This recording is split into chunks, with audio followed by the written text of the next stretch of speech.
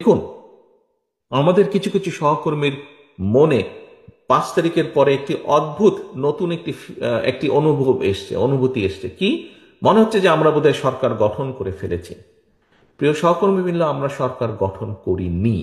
আমরা এখনো বিরোধী দলই আছে, বিরোধী দলেই আমরা অবস্থান করছি, বা আমরা অন্তত যাই হোক সরকারি দলে আমরা নেই বা সরকারে আমরা নেই।